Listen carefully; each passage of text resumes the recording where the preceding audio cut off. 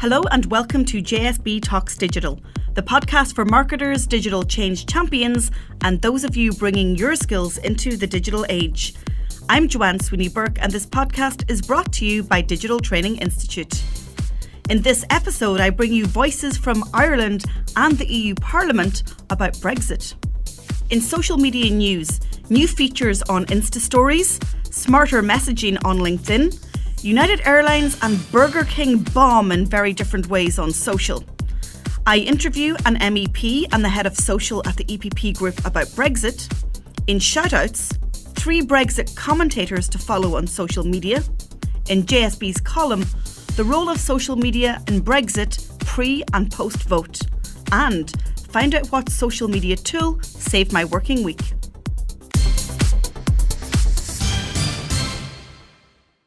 Social media news. There's so much to talk about in social media news in this show.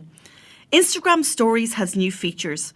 Not only that, but its community of users is growing rapidly.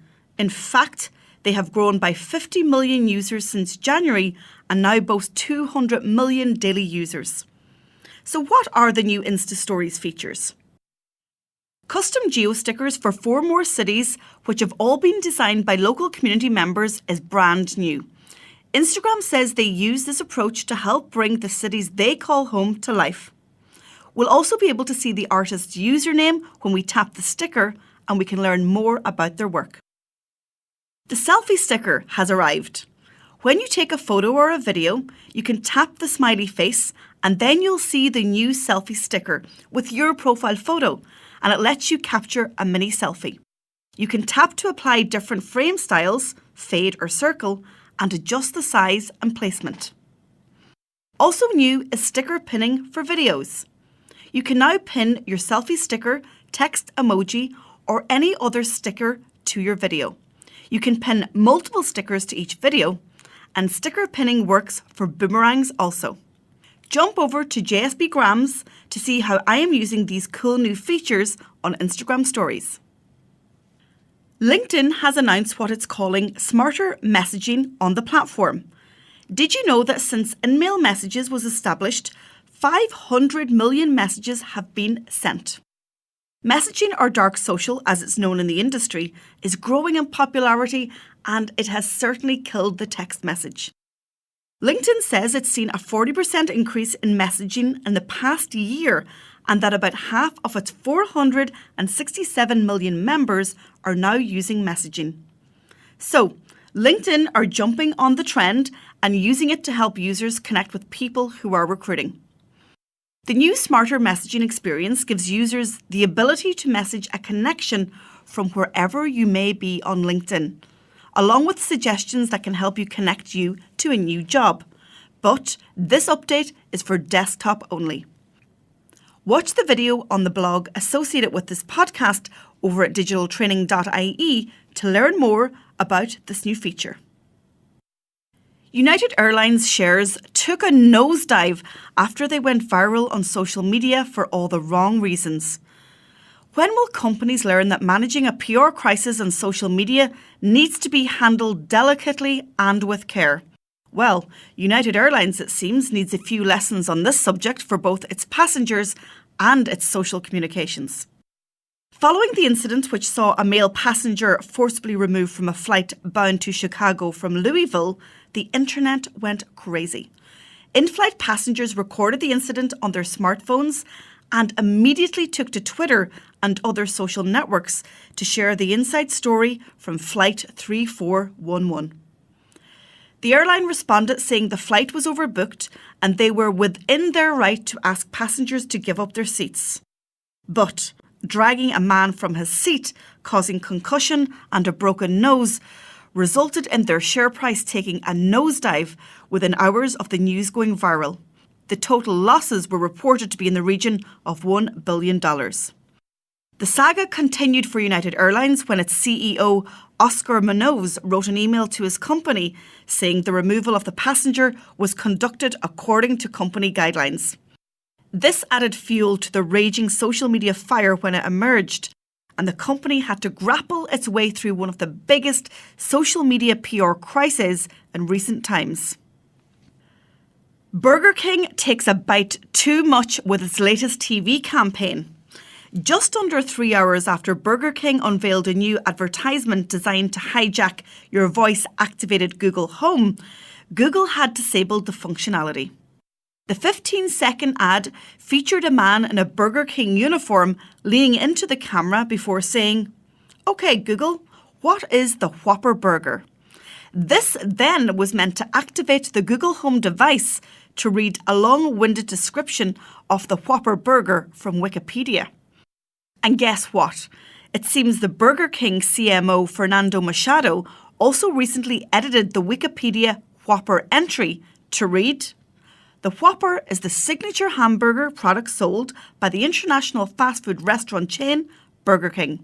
That, my friends, is what you call a whopper of an internet hack." Interview. In today's show, I bring you interviews from the EU Parliament in Brussels and sound bites from a Brexit public meeting in Galway, organised by Deputy Hildegard Naughton. Prime Minister Theresa May has now triggered Article 50, and in fact she did this the day I was in Brussels delivering training at the EU Parliament. Ireland has unique interest in Brexit. We are the only EU country with a land border with the UK. They are also a major trading partner for us. Did you know that €1.2 billion worth of goods and services are traded between Ireland and the UK every week, which directly supports 400,000 jobs in both countries? This in itself demonstrates the economic ties between our closest neighbour, as outlined by Deputy Hildegard Naughton. JSB Talks Digital. If I can just give you, I suppose, one statistic that I think really illustrates our relationship with the UK, our economic relationship, and that's the fact that every week over €1 billion is traded between Ireland and the UK in goods and services. That's over €1 billion a week. I think that exemplifies the impact that is ahead of us with regard to us positioning ourselves in dealing with the challenges ahead. And while a 2-year timeline is envisaged with regard to the Article 50 negotiations, the likelihood of that taking longer is very high, and we need to be ready for that. And the problem, as I see it, is that the chief EU Brexit negotiator, Michel Barnier, has stated that when they're negotiating the divorce proceedings for the UK, for want of a better term, that they will not be dealing with any trade negotiations or trade discussions, and that poses serious problems for Ireland. And from our point of view, the likelihood is that we'll be dealing with the World Trade Organization tariffs, and that poses so many problems for our different industries, from the agri-food sector, the tourism sector, anyone who's exporting to the UK. So we, Ireland, we need to make a very strong case to the European Union that when they are negotiating the Brexit deal with the UK, they need to be doing that in tandem with negotiating and discussing a trade agreement with them. Any other outcome just doesn't bear contemplating. Minister for Foreign Affairs Charlie Flanagan has been the key spokesperson on how Brexit is going to impact Ireland. Minister Flanagan says that Ireland must show a steely determination to get the best outcomes for Ireland in economic, tourism and cultural terms, all while stressing Ireland's unique position as the only country with a land border with the UK. In this extract, the Minister outlines the 3 pillars of the Brexit process. JSB Talks Digital. I have to say that continuing emphasis on the downsides, the risks of failure, imagining a future of rivalry, will not build an appropriate level of goodwill that's required. And I think what we need to show is to continue a steely determination to succeed. That's why one of the key things that the Irish government has been doing is to engage diplomatically with the United Kingdom on the one hand and with our EU partners on the other. The most important thing from our perspective is that they understand the impact that the withdrawal of the United Kingdom from the European Union will have on both sides of the border here in Ireland, which they may not have been aware of prior to this. Taoiseach has spoken to other prime ministers at the heads of heads of state and government level. I have met with each and every foreign minister of the European Union at least once. I've spoken to them about what the unique situation on the island of Ireland is. Our embassies and missions abroad, we have 81 around the globe. They have been engaging not just with EU colleagues in the UK, but our trading partners throughout the world, looking at intensified trade, expansion and development of trade. And Kevin, on behalf of Enterprise Ireland, will deal with that to some effect. I'm pleased to say that so far our approach has borne much fruit. When opposition parties, or indeed when many of the political commentators asked what the government has been doing since last June, where our plans are, what our plan is, I have to acknowledge the fact that Michel Barnier, as chief negotiator on the part of the Union, has clearly and explicitly referenced Ireland's concern, Ireland's needs, and in all of his media engagements, he has mentioned Ireland very early, and that's important. The Prime Minister May, in her own keynote address, and indeed in the White Paper on the matter of the UK priorities, speaks and references the common travel area, situation in Northern Ireland, the peace process, and the future trading relationship between the UK and Ireland. So I think the fact that Ireland is specifically mentioned early on in the utterances of these people is indicative of the fact that they are not only sensitized but very much appreciate our position. I have to say, however, that the UK and the UK as the Union's neighbour, as well as Ireland's neighbour, will continue to be a major trading partner and an essential ally in the fight against crime and terrorism from a security and stability point of view.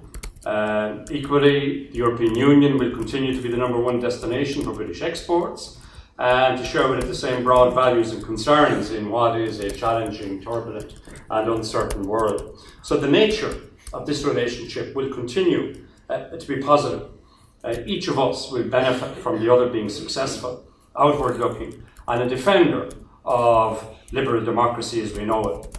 But can I say, Mr. Chairman, achieving this broad objective will be complex and it will also be difficult. There are clear potential pitfalls.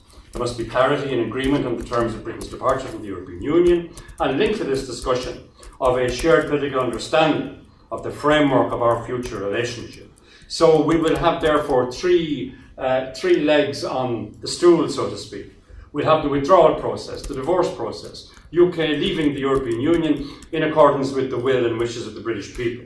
The new relationship which will follow between the UK and the European Union, and of course the in-between, or the transition period as it has been referred to as. So there's a tendency to think not only of the future trade and economic relationship, but there are also many other difficult areas to address, such as fisheries, civil aviation, agriculture, energy, possible British participation in EU education programmes that the Chair will be particularly conscious of, and many issues over a wide range of pursuits. And that is without addressing the issues of a dispute resolution. What happens if there's a disagreement between the UK and the European Union? What happens in the matter of budget contributions? The cheque, for example, who pays and how and in what time frame? The issue of migration, that is a huge challenge for the European Union. And of course for us, the freedom of movement of people, one of the four pillars of our European membership, and how that will fit in with our own common travel arrangement. Agreed, as was stated on the screen, with the United Kingdom on our independence in 1922. During a recent trip to the EU Parliament, where I'm delivering social media training, I caught up with Irish MEP Sean Kelly. I asked him about the impact of Brexit on Ireland and what the Irish government are doing to minimise the negative impact and maximising the positive impact. Interview. Sean Kelly, MEP. So we are at the stage where Brexit and Theresa May has actually activated Article 50. They're talking about it being a reality come March 2019. From an Irish perspective, what are the main impacts, or are there still so many unknowns?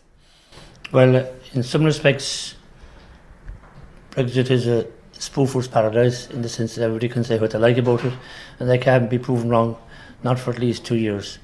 But I think a few certainties have emerged. Number one, that the Brits are definitely going to go, and that is going to happen between now and the European elections in 2019. That means the cut-off point for a withdrawal agreement has to be the very latest, spring 2019, preferably the winter of 2018. But of course, the whole issue is so complicated that all you'll have at that stage is a withdrawal agreement. There will be a transition phase which will last for a number of years in which the details will be worked out. Obviously, from an Irish point of view, number one, and this has been well recognised right across Europe, and Ireland has done a good job in making every member state available of our concerns, and that's well appreciated and understood, especially by the chief negotiators, Michel Barnier on behalf of the Council and Guy Verhofstadt on behalf of the Parliament. So, no return to hard border is number one. Number two, to be aware of the economic consequences for Ireland, especially the agri-food business, but all other areas as well. Fishing is obviously going to be very concerned. So is tourism, because of the fall of sterling, and then the lack of people coming from the United Kingdom to Ireland as a result of that. So then we have the whole area of the common travel area between Ireland and the United Kingdom, which is there since 1922. If we could preserve those, then we could, in some respects, at least mitigate the serious consequences of Brexit. But it's a difficult one. It's not one that we can actually say there's an upside to it, other than in small areas, like maybe getting the European Medical Agency to Dublin, things like that. But in the overall context, Brexit is a big worry for us, and thankfully everybody is on board in ensuring that whatever consequences are there are mitigated and reduced by as much as possible. Do you think that it will deepen the relationship between Ireland and the EU? It will, definitely, because, and this is a good point that the Taoiseach and all of us have made, that we're not going anywhere. We're staying in the European Union. Single market has been good for us, and in some respects it's because of the fact that we've been in the European Union for the last 44 years, and because our economy has grown as a result of the single market, we are now actually able to stay in the European Union even though the Brits leave, whereas we couldn't join prior to 1973 unless the Brits joined. So that illustrates what we have achieved in Europe, and I think there is no mood to change that, and we'd be very foolish to do so. At least the British have a big economy. They're the fifth biggest in the world. They have 67 million people. We're only 4 or 5 million. So the idea of us trying to go it alone at this stage would be daft. In a previous podcast, I actually featured Taoiseach Enda Kenny's St Patrick's Day address at Capitol Hill, and I kind of put out my own reasons why I thought it went viral. Now, he did a very good job in personalising the whole issue of immigration, and I think it touched other nations, not just in Europe, but right across the world. I think it's very important that Ireland has a strong negotiator. We didn't appoint a minister for Brexit, but I know each department says that they're talking about Brexit when they come out to the EU. Do you think that Enda Kenny will remain on and actually take on some of that Brexit negotiations on behalf of Ireland? Well, he'll definitely be there for the first 1 or 2 council meetings, and they will be the crucial ones, because at those meetings he'll be able to outline the red lines for Ireland, and between that then and the withdrawal agreement, nothing major I think is going to happen. Obviously, if the new leader of Fine Gael decided that he wanted what you might call a roving ambassador on Brexit, Enda Kenny would be the ideal man, but that would be up to the new leader to decide. But I think the important thing is that Enda Kenny will be there for the first couple of meetings where they will decide exactly what the red line issues are, and I think that will be vital for Ireland. Sean Kelly, MEP, thank you so much for talking to me here in the EU Parliament. You're welcome, and come again. Shoutouts. In this part of the show, I give shout-outs to brands, organisations or individuals whose work online is worth talking about. In today's show, I'm sharing 3 commentators on Brexit that I follow on social media. 1. I follow Manfred Weber, chairman of the EPP Group, the EU Parliament's largest political grouping, on Twitter. Manfred tweets a lot about Brexit, for obvious reasons, but the multimedia content, including text graphics, videos, and media links that he shares, points me in the right direction for what I want to read and what I need to know. If you take a look at the blog post associated with this podcast, you will see a tweet from Manfred setting out the EU Parliament's 7 negotiating red lines on Brexit. 2. Politico Europe is a one-stop shop for news and views on Brexit. It is a Brussels-based European affairs weekly newspaper with an associated website. It is the successor to the European Voice, which changed in April 2015 after being acquired by a joint venture between US-based political publisher Politico and Berlin-based Axel Springer AG. They have a whole section on their website dedicated to Brexit. I also like their Facebook page, facebook.com/PoliticoEU, and I follow them on Twitter at Politico Europe. 3. I also follow Prime Minister Theresa May on Twitter for a direct view on Brexit. After all, it is the Prime Minister who will be leading the Brexit negotiations from a UK context. Her Twitter account shares lots of video clips from press conferences, events, and from the House of Commons. But surprisingly, she or her team only tweet once a week at best and once a month at worst. Maybe they need the help of JSB. You can also like her Facebook page, facebook.com/Theresa May Official. JSB's column. In today's column, I talk about the role of social media and Brexit, pre and post vote. So pre-Brexit. Social media certainly played a role in the final outcome of the Brexit vote. Ultimately, the Leave side had more vocal and active supporters across almost all social media platforms. Not only were there twice as many Brexit supporters on Instagram, but they were also 5 times more active than Remain activists. Research undertaken by Vyacheslav Polonsky, a network scientist at the University of Oxford, analysed 30 weeks of data from Instagram. They analysed over 18,000 users and 30,000 posts. The same pattern was found on Twitter. They discovered that the Leave camp outnumbered the Remain camp by 7-1. The online momentum of the Leave camp was equally evident in the support they received from their community. On average, Instagram posts from the members of the Leave camp received 26% more likes and 20% more comments, while the most active users in the dataset were also campaigning for a Leave vote. Furthermore, the top 3 most frequently used hashtags in the data come from the Leave camp and were all well integrated into all network conversations online. Those hashtags were Brexit, Believe, and Vote Leave. Using the internet, the Leave camp was able to create the perception of wide-ranging public support for their cause that acted like a self-fulfilling prophecy and attracting many more voters to back Brexit. So, looking at post-Brexit. Following the triggering of Article 50 by Prime Minister May, there was a marked spike in hate speech on social media. Researchers monitoring Brexit-related crime on social media have revealed a dramatic rise in hate crime after the Brexit vote.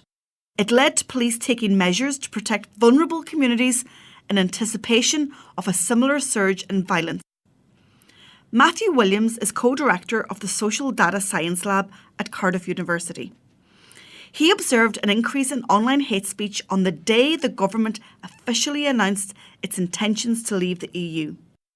Speaking to the Independent newspaper in the UK, Professor Williams said the software they used to monitor hate speech showed an increase on March 29th. He said, "It is worrying. We've entered into what I'd say is a new, darker phase when it comes to relations with minority individuals in the UK, whatever minority they may be. I've seen prejudice being expressed towards individuals from other countries in Europe, but it's also people from countries outside Europe. There's been lots of anti-Muslim sentiment and a spike in homophobic hate speech." This was also a topic I wanted to ask Raymond Britzis about. He is the EPP Group's head of social. Raymond says his community of EPP Group MEPs, of which there are 217, along with their team of press advisors and social media managers, are using social media to communicate about Brexit and its impact, and they also monitor sentiment around the topic. Raymond Britzes, you are the social media manager with the EPP Group, and I've been talking about Brexit, the impact of Brexit in Ireland, on the economy, on Northern Ireland and our border, but also about how people are conversing about Brexit and its fallout on social media. So as a social media manager for the EPP Group, and you've got members across the 28 states, is it still a big conversation online? Well, definitely the Brexit is one of the hot topics out there in social media, but I think what is important, we need to divide two groups. One is the policy people and the people who are involved in EU politics, and then the general public in the member states. Obviously those two conversations will be slightly different. If we talk about the first group, the policy people, or let's say EU politics experts, then the conversation is very professional, very already into the detail with the possible scenarios what can happen with the EU, and but when it comes to, let's say, the general public, the people who might not be paying nitty-gritty attention to the nitty-gritty details, I think what we see is actually after the Brexit vote, the people are actually in favor more in EU. They are kind of supporting more EU. Of course, we hear a lot of Euroscepticism as well, but to be honest, from my perspective, this is a minority group of people. But we actually saw on social media that there is a great support towards the Europe in the member states. So are you now trying to leverage social media to communicate, I guess, the unity that maybe is within the European Union now after Brexit? Is that helping you? Well, definitely. I mean, we've been always pro-Europe. We are pro-EU European Union, and we see plenty of benefits of being together and sharing a common European identity. Obviously, we'll be keeping the same conversation also after Theresa May provokes Article 50. But to be honest, I think there will be great support from the people out there in all member states. So what are the most popular social networks then for the EPP Group? And I know it differs from country to country, but overall, what would you say are the Well, I would say we are pretty much on all major networks. So for us, the important part is Facebook. Very important for us is Twitter. Very important for us is also Instagram, LinkedIn, and we are playing around with Snapchat as well. But again, I think Facebook we will see more conversation with constituents, and Twitter we will see more conversations with the experts, professionals. The same with LinkedIn. Okay, thank you. Social media tool of the week. The social media tool that saved my working week is Clips by Apple. Clips is a new iOS app for making and sharing fun videos with text, effects, graphics, and even music tracks. It's perfect for Facebook and Instagram because of its square video dimensions. With a few taps, you can create and send a video message or tell a quick story with animated text, graphics, emojis, and more. Its features include cool editing controls and effects, as well as voice transcribing auto-captioning. You can also upload your finished video directly to Instagram, YouTube, and Facebook. I love it for making fun videos about digital and social media tips and tactics, as well as mixing personal JSB digital tales. Download it now and have a go at making your first Clips video. It's available from iTunes for free.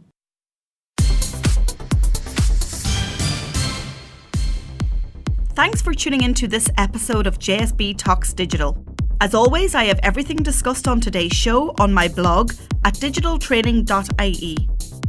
To ensure you never miss an episode of JSB Talks Digital, make sure you subscribe on your smartphone, on iTunes or on Stitcher. You can also subscribe on SoundCloud. I'd love your feedback on the podcast, so be sure to tweet me your thoughts to @tweets by JSB or post a comment on our Facebook page, Digital Training Institute. You can also snap me to JSB Snaps. Don't be a social media stranger. I'm Joanne Sweeney-Burke. This is JSB Talks Digital. Thanks for listening, and I'll talk to you soon. JSB Talks Digital.